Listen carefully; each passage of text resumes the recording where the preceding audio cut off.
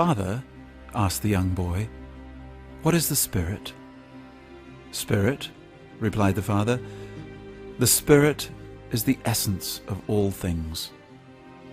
"Can you explain it to me more, Father?"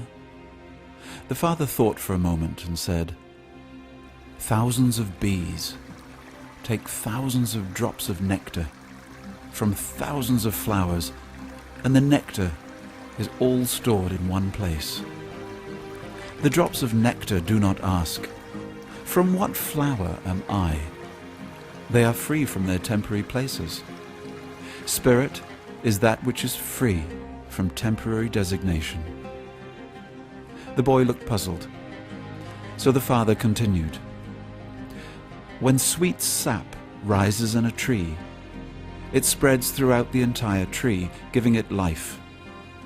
If you take the sap from the bottom of the trunk, or if you take the sap from one of the main branches or from the smallest twig, still it will taste the same.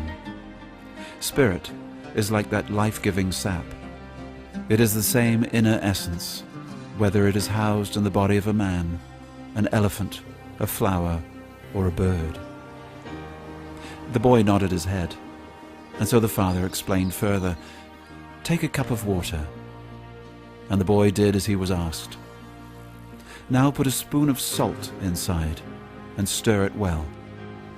The boy did so. The next morning, the father asked his son, "See the cup of water?" "Yes, Father." "Can you see any salt?" "No, Father."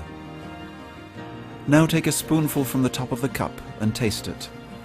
The boy did so. "Can you taste salt?" "Yes, Father." "Now take a spoonful from the very bottom of the cup of water. Do you taste salt?"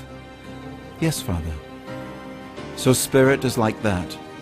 It is that which is invisible, yet even though invisible, can be experienced. It is spread everywhere and permeates everything. Smiling at his son, the father continued, "You see, within each body of every living thing is the spirit, the life force, the soul or Atma. It is eternal, ever-existing and primeval. Before we are born, the soul exists. At the moment we call death, the soul leaves.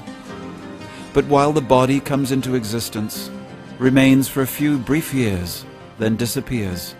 For the soul there is never birth nor death at any time. It does not come into being, nor will it ever cease to exist. You and I are not the body, but the individual soul within, carried as a spiritual passenger on a temporary chariot. The soul has thus passed many lives, in many forms, and has answered to many names. As a fish, taken out of the river, only seeks his watery home, so the soul craves the realms of the spirit. Only when the soul rediscovers its true nature and lives the spiritual life will it find its true destiny and there find lasting happiness. This is known as yoga, and it is the true goal of life. We can make swift and easy progress on our long journey home by chanting the great mantra of freedom. Hare Krishna, Hare Krishna, Krishna Krishna, Hare Hare, Hare Rama, Hare Rama, Rama Rama, Hare Hare.